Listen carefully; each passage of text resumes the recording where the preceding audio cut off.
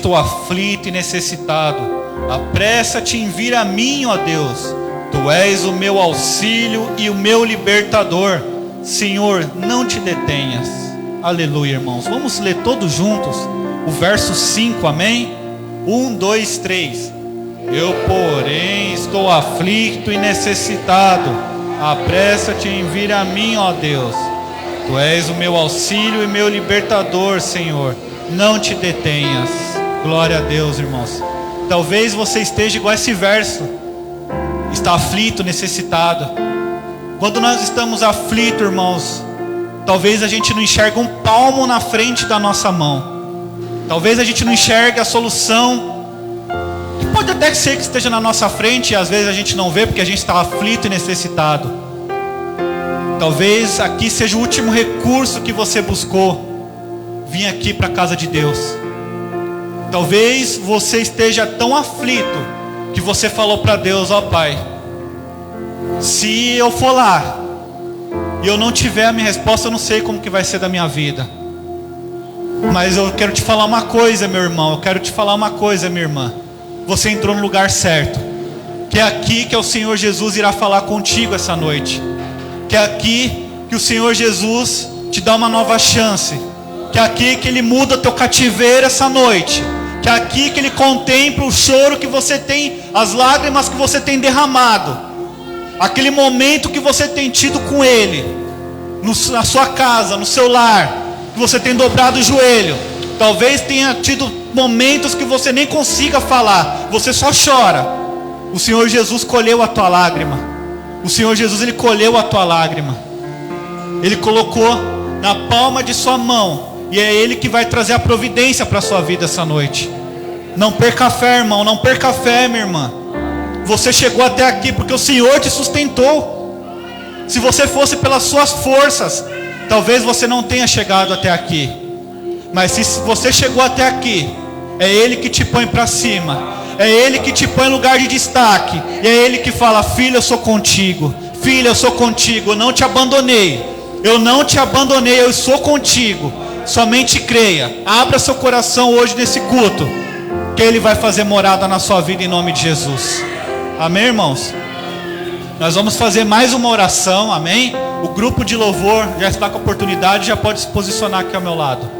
Curve vossa cabeça, feche seus olhos. Pai, Senhor, obrigado, ó Deus, por mais um dia, Senhor, de nós estarmos aqui, Senhor, louvando e bendizendo o Teu nome, lendo essa palavra, Pai. Essa palavra tão linda, Senhor Jesus. Pai querido, Pai santo, Tu sabes, ó Pai, a necessidade de cada vida, Pai. Tu sabes, ó Deus, o que cada vida, Senhor, está precisando, Senhor Jesus Cristo. Pai, venha de encontro hoje, Senhor Jesus. Venha, Senhor, fazer, Senhor, o Teu milagre essa noite, ó Pai. Pai, que pessoas que entraram aqui cativas venham ser libertas, ó Pai. Que portas venham ser abertas, Senhor. E que a cura, que a libertação, ó Pai, venha chegar, ó Pai. Que a restauração, ó Pai, venha acontecer essa noite, ó Pai, no Teu nome, Jesus. Pai, seja nesses louvores que forem entoados aqui, ó Pai, que venha chegar até o Teu trono, ó Pai, no Teu nome, Jesus. Amém. As palmas louvam ao Senhor.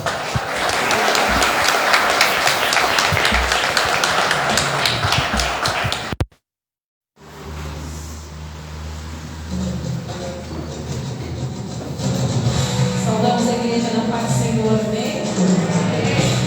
Vamos louvar com alegria, palmas ao Senhor.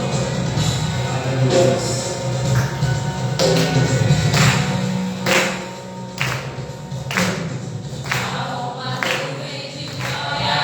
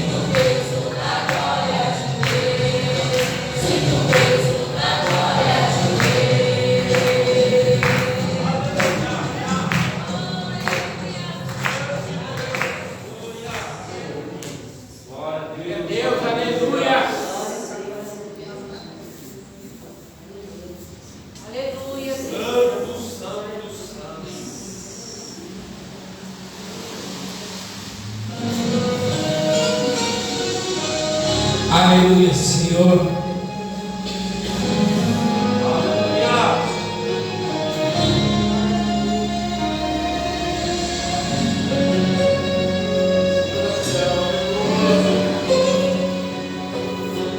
Você já ouviu falar de um Deus que é tão grande, mora no meu coração.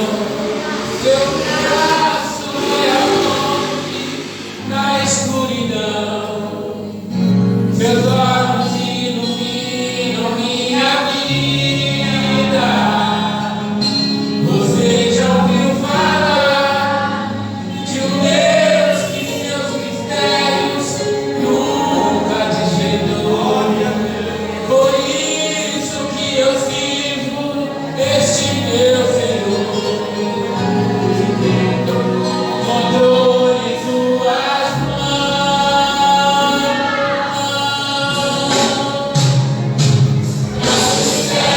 Punho de aço, esse é o Deus que eu conheço. Quando decide, não muda decreto, faz o filho enviar no berço. Não ouve conselhos, não pede favor, não manda recados a pregador. Decide e faz. O som se esconde diante da glória, a eternidade é o começo da história. Tudo que cresce é pequeno demais, é só o arquivo da sua memória. Agora em fé, por chora e grite, irmão, acredite, esse Deus existe, luta por você.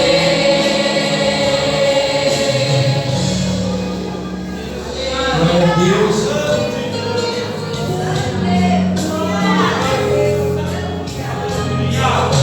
Você já ouviu falar de um Deus que é tão grande, mora no meu coração. Seu braço é a ponte na escuridão. Seus olhos iluminam minha vida. Você já ouviu falar de um Deus que seus mistérios nunca desvendou? Por isso que eu sirvo este meu Senhor, que tem todo o controle em suas mãos.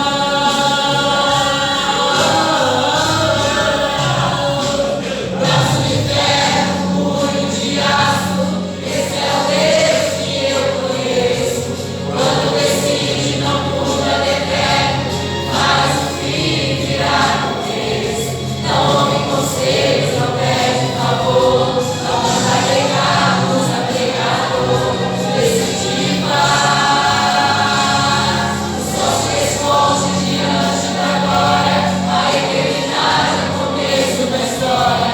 E tudo que cresce é pequeno demais, é só um arquivo na sua memória. Agora em fé, por chora e grite, irmão, acredite, esse Deus existe, te luta por você.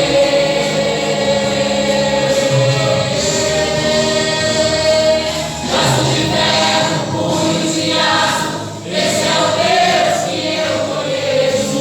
Quando decide, não muda decreto, faz o fim virar começo. Não ouve conselhos, não pede favor, não manda recados a pregador. Decide e faz. Só se esconde diante da glória, a eternidade é o começo da história. E todo que cresce é pequeno demais, é só o arquivo da sua memória. Agora em fé, por chora e grite, irmão, acredite, esse Deus existe, te luta por você.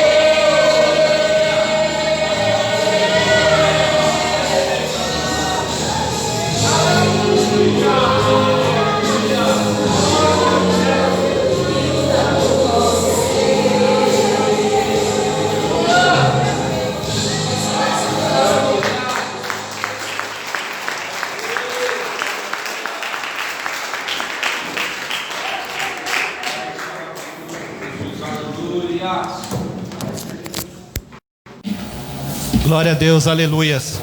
Os irmãos podem se assentar, fica à vontade, amém, irmãos? Irmãos, sem mais delongas, nós vamos falar aqui brevemente sobre dízimos e ofertas, amém? Se as irmãs puderem preparar um louvor para louvar, amém? Em nome de Jesus.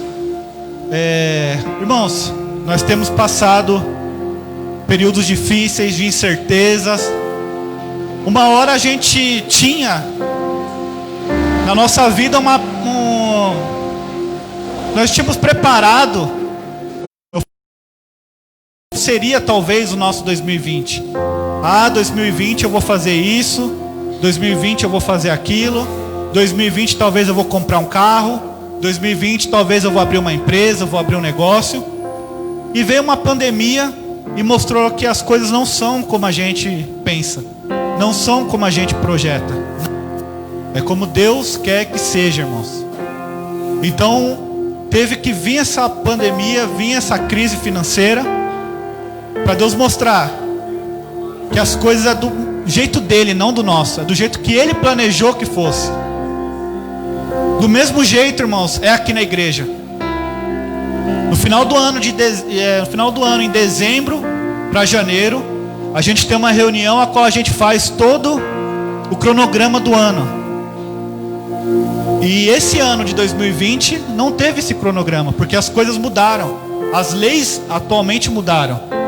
Mas uma coisa que permaneceu, irmãos, foi essa igreja aberta, porque o Senhor Jesus tem um propósito aqui nesse lugar. O Senhor Jesus, ele tem obra com os irmãos aqui neste lugar.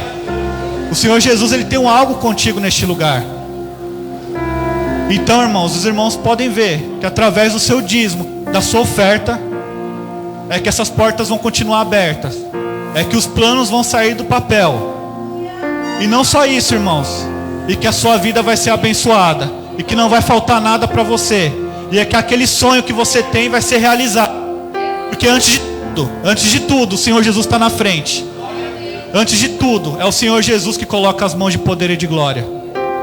Mas isso só é possível, irmãos, se você dizimar, se você ofertar, se você trazer aqui na frente de coração aberto o seu dízimo, a sua oferta, para que nós possamos manter essa obra. E eu creio, irmãos, que nesse ano de 2020 nós iremos cantar o hino da vitória aqui neste lugar.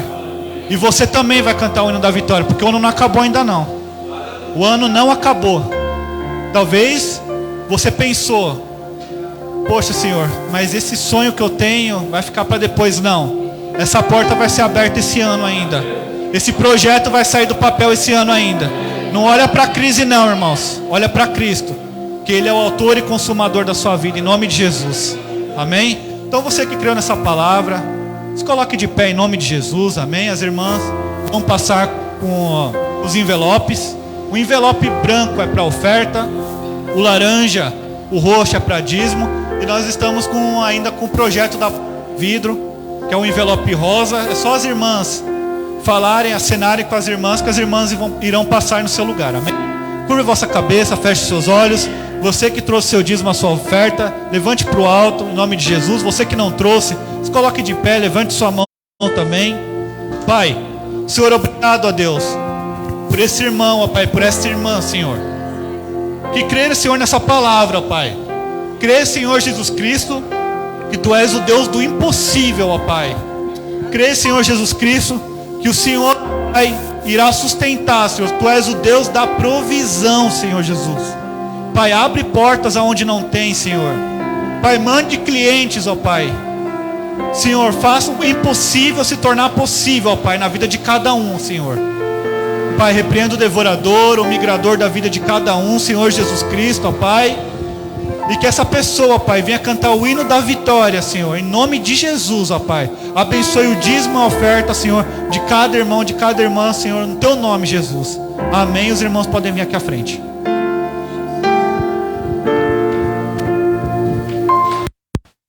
Seja na paz do Senhor Jesus, amém? Amém. Vou estar louvando juntamente com minha filha. E eu peço que a igreja fique em espírito de oração, amém? Glória a Deus.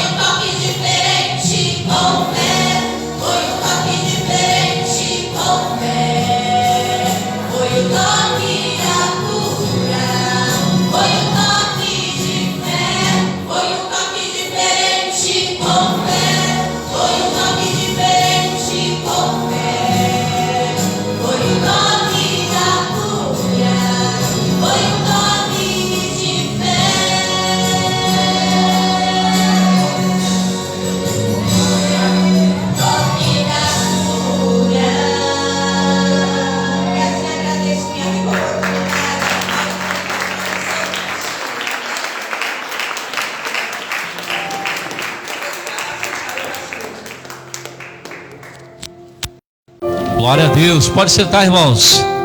Quem está feliz com Jesus, diga glória a Deus. Estou muito feliz essa noite, irmãos, de rever meus irmãos, meus amigos. Mas nós já queremos entrar na palavra. Só que antes disso, nós vamos rapidamente apresentar aqui os nossos convidados de hoje. Temos aqui os convidados, amigos de irmão Pedro, Roberto e a Tamires, né? Cadê a Tamires? Ali, sim. Fique de pé, só um minutinho, por gentileza, vocês dois. Também o cooperador Eliel, que será o pregador dessa noite, está aqui já. A Mara, a Sabrina e o Miguel, amigos da Jéssica. Cadê? Mara, Sabrina e Miguel estão ali, né? Atrás. Fique de pé também. De que maneira nós vamos receber os nossos convidados queridos, dizendo bem forte: sejam bem-vindos. Volte sempre. Que não seja. Se gostar. Pedir para Fernanda, o José e o Pedro dar um abraço neles ali atrás. Minha esposa cumprimenta o irmão aqui, ó. Sejam todos bem-vindos. Chama o evangelista, vem cá, evangelista Jonas. Jonas, vem aqui rapidinho fazer essa oração aqui. Vem cá, pregador. Vem cá, meu querido. Vamos entrar na palavra nessa noite. Nós queremos ouvir o que Deus tem a falar conosco. O evangelista Jonas vai estar orando pelo nosso pregador, em nome do Senhor Jesus.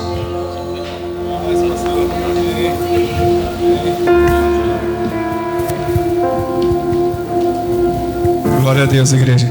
Você pode ficar de pé? Vamos abençoar esse profeta que vai trazer a palavra do Senhor Jesus nessa noite.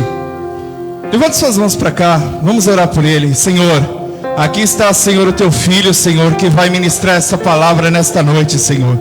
Fala, Senhor, conosco, porque nós precisamos ouvir a sua voz para continuar, Senhor, nos teus caminhos e te obedecendo, Senhor. Usa, Senhor, o teu filho na plenitude da tua palavra, na revelação, Senhor, daquilo que o Senhor já veio falando ao coração dele, Senhor, nesta tarde.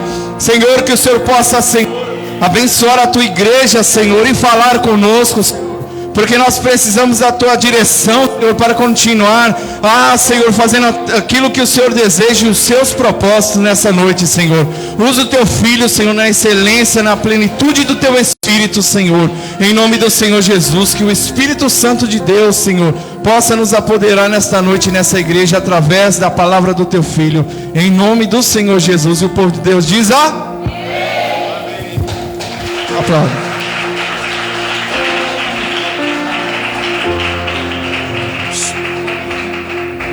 Meus irmãos, a paz do Senhor Jesus.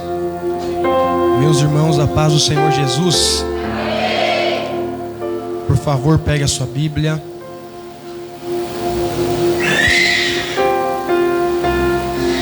Nós leremos o texto que está localizado em Salmos 40. Nós leremos o versículo de número 6, 7, 8 e por final nós leremos o versículo de número 13. Diante da sua procura da referência, quero glorificar ao Senhor por esta oportunidade que Ele nos concede. Deus abençoe todos os envolvidos neste corpo de Cristo. Deus abençoe a todos de um modo geral. Pastor, a pastora, os membros, os obreiros desta congregação, os que trabalham, se dispõem para que essa obra possa caminhar. Deus abençoe a todos, desde o menor ao maior. Se não for o menor, não existiria o maior. Se não fosse o maior, não existiria o menor. A igreja, ela trabalha em conjunto de peças. Cada um tem a sua função, é como uma máquina. Cada um tem o seu papel nesta grande máquina que é a igreja. Quero agradecer também a irmã Fran que nos fez o convite. Deus abençoe. Em nome de Jesus, a Bia. Deus abençoe vocês. Em nome de Jesus Cristo. Por gentileza, você que encontrou, diga comigo amém. Amém. E diz assim o texto, versículo de número 6.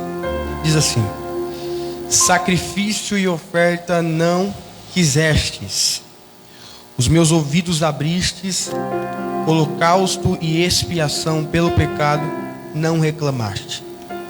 Então disse: eis aqui, venho.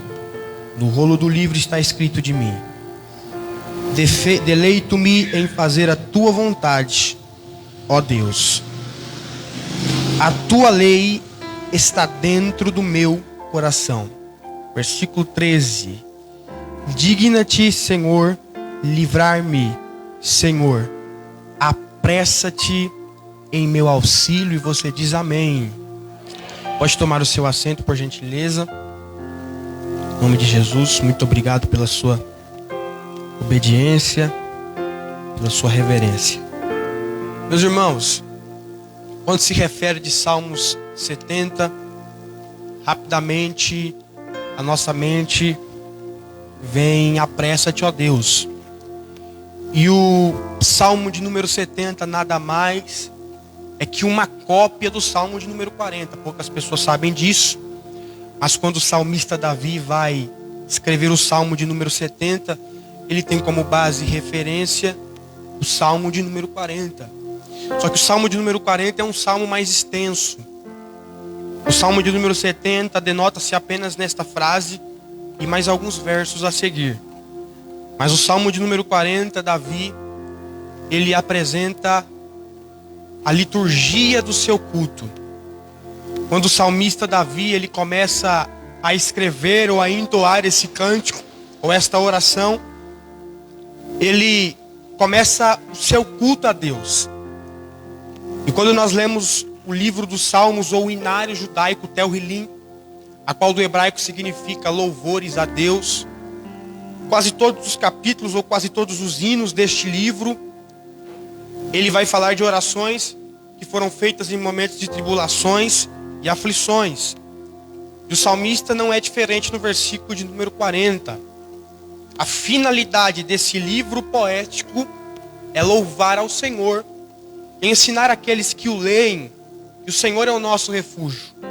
O Senhor é a nossa fortaleza e o nosso socorro muito presente na hora de nossa angústia. O livro dos Salmos ou o inário judaico, ele denota-se em cânticos, louvores e orações. Nós conhecemos muito bem o cântico dos degraus, quando o povo sai da Babilônia e escreve este cântico. Nós conhecemos também o cântico que Davi faz quando estava no pasto com sua harpa. Conhecemos também o cântico do Salmo de número 24, quando Davi retorna com a Arca da Aliança até Jerusalém. Tudo isso denota-se a grandeza de Deus e a quem nós devemos recorrer. Só que o versículo ou o capítulo de número 40 é diferente. Quando Davi vai orar, vai entoar louvores ao Senhor no capítulo de número 40, Davi está oferecendo o seu culto ao Senhor. E quando nós falamos de culto, nós temos uma dificuldade em pregar sobre culto. Referente a esse tema, cada um tem a sua liturgia. Cada um tem seu jeito de adorar ao Senhor. Talvez alguém que não congregue aqui, venha até aqui, mas na sua igreja comum tem um estilo diferente de adorar ao Senhor, de oferecer o seu culto. Talvez alguma pessoa que não é acostumada com luzes apagadas, talvez vai se escandalizar com um jeito de culto diferente. Mas seja qual for a liturgia, seja qual for o ambiente, Davi, ele vai agradecer ao Senhor por esse privilégio que ele tem de oferecer o seu culto ao Senhor. Ele vai falar no versículo de número 2: tirou-me de um lago horrível, de um charco de lodo, pôs os meus pés sobre uma rocha e firmou os meus passos. Davi, quando ele escreve isso, Davi está dizendo o seguinte: eu outrora não tinha este privilégio de oferecer culto ao Senhor, mas agora eu tenho este privilégio. O privilégio que Deus está me dando é um privilégio tão grande que muitas pessoas quiseram ter este privilégio, ou até outras tiveram, como teve Saul, em oferecer culto ao Senhor sendo rei, e não conseguiu ser rei e mesmo assim cultuar ao Senhor. Mas eu tenho esse privilégio, porque eu estava em um lugar muito horrível, e um charco de lodo me tirou, e o Senhor firmou os meus pés sobre a rocha, e hoje eu estou firme para oferecer culto ao Senhor. Por que eu ofereço culto ao Senhor? Este é o questionamento a qual muitos que leem o capítulo de número 40 se perguntam. Porque Davi, no mesmo tempo que ele adora ao Senhor, ele indaga a Deus de suas perseguições e dos seus perseguidores. Mas uma coisa é certa: Davi mesmo estando sendo perseguido, mesmo estando em aflições diárias, por fim, os seus inimigos o perseguirem, ele entendeu que o lugar aonde ele estava, aonde ele está agora, nem se compara. Porque ele estava em um choco de lodo, e hoje em dia, agora, ele pode adorar ao Senhor, tendo o privilégio de se assentar no trono, um trono que era por finalidade de Saul. Ele perde o trono, Davi se assenta ao trono, mas muito antes disso acontecer, Davi sofre. Davi, ele sofre perseguições, retaliações, mas mesmo assim ele tem em seu coração adorar ao Senhor. Porque o lugar não define o adorador, mas o adorador define o lugar que ele está. O adorador tem que entender isso. Não é porque eu estou com um terno bonito, não é porque eu estou com um sapato bonito, não é porque eu tenho uma boa condição, que eu vou esquecer das minhas origens. Aonde eu estava tem que ser o primórdio para me tornar alguém melhor e também me tornar alguém mais humilde. Aonde eu estava não vai definir se eu sou soberbo ou se eu sou humilde, mas vai definir a minha localidade no atual momento, no momento presente. Davi, ele entendeu o seguinte: eu estava num lago de lodo, um charco de lodo, em um lugar muito horrível, mas o Senhor me pôs os pés sobre uma rocha, firmou os meus pés sobre essa rocha, e hoje eu estou de pé para adorar ao Senhor. Eu estou de pé para oferecer o meu culto ao Senhor.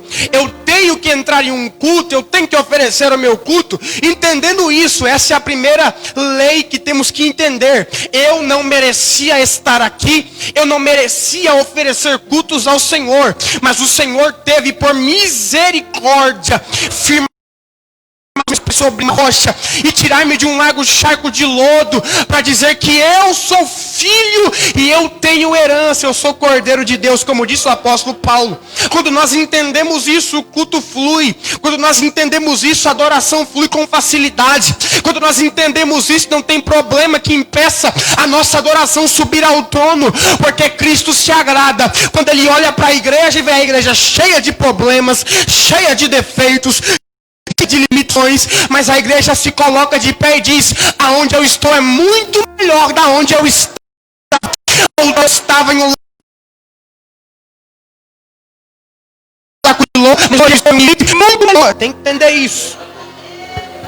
Davi entendeu isso, e ele continua o seu culto, e ele vai falar: bem-aventurado o homem que não põe no Senhor a sua confiança e que não respeita os soberbos, nem os que se desviam para a mentira. Muitos são, Senhor meu Deus, as maravilhas que tem operado para conosco.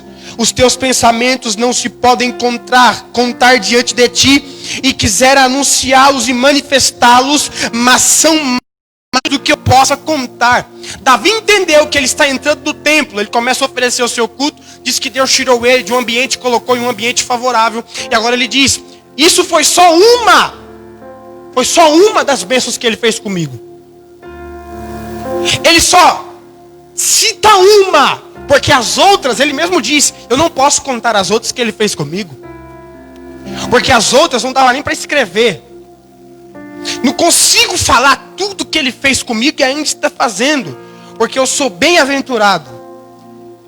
Tudo que ele fez comigo ainda é pouco para se escrever em um livro. Davi, quando ele está dizendo isso, ele está no seu meio, porque ali aonde ele foi criado, a cultura que ele está sendo criado, que ele está apresentando a Deus, é uma cultura que ele conhece muito bem. Então ele começa a dizer isso: Senhor, eu sou bem-aventurado, porque eu estava em um lugar que não era favorável.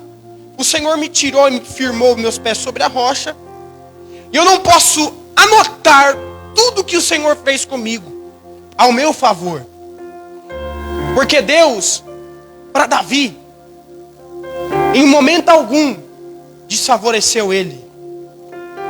Davi, quando ele comete o pecado de adultério com Betseba, ele merecia morte.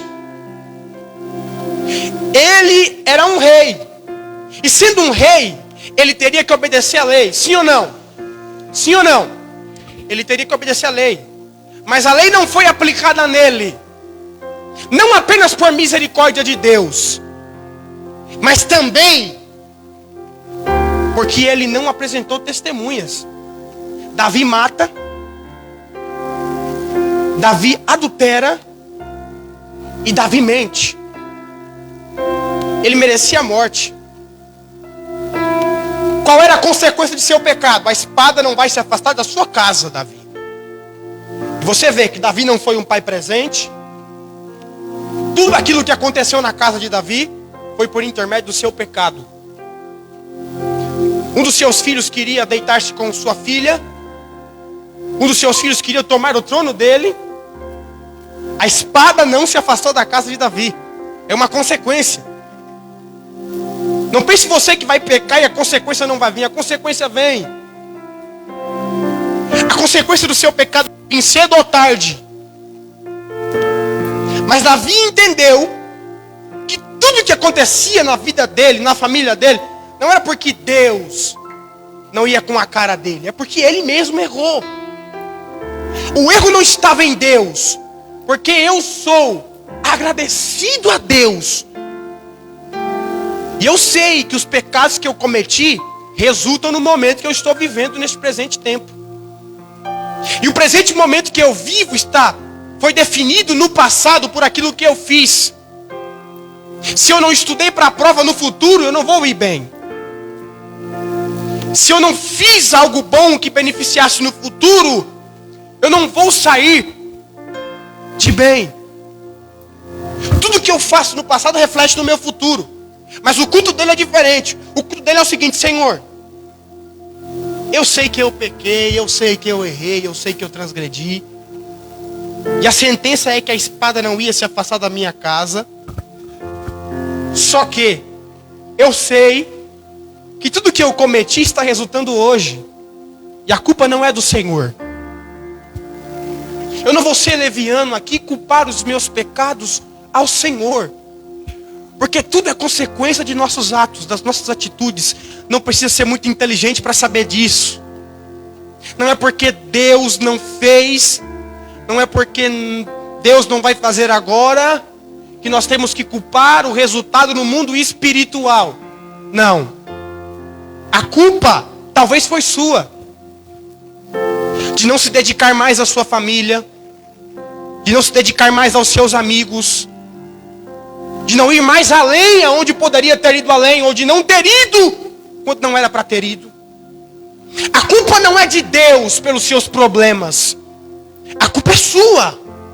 E quando nós resultamos as nossas culpas e colocamos Deus como bode expiatório de nossos problemas, nós estamos oferecendo um culto totalmente demoníaco. Porque quando Jesus veio à terra, ele veio receber culpa. Lá no Éden, quando Deus procura Adão, ele vai botar a culpa em quem? Em Eva. Foi a mulher que tu me deste.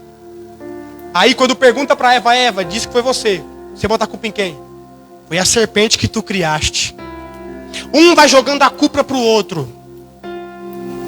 Mas eles se esqueceram que Deus fez eles para administrar o Éden. Colocou-lhes responsabilidade. E além do mais, Deus responsabilizou Adão para que explicasse Eva do que se tratava o jardim da árvore que não era para ser comido do fruto. A culpa de quem? A culpa é do homem. A culpa é daquele que não escutou a palavra e redarguiu no seu coração. E Davi entendeu isso. E ele diz: bem-aventurado o homem que põe no Senhor a sua confiança, e que não respeita os soberbos, e que não se desviam para a mentira. Muitas são, Senhor meu Deus, as maravilhas que tem operado para conosco. Mesmo ele tendo recebido a punição do seu devido pecado, ele entendeu que a punição que ele recebeu foi mais que merecida. Isso não vai impedir o adorador que ele era. Ele vai entrar no culto dizendo o seguinte: eu pequei, eu errei, eu transgredi, mas isso tudo foi porque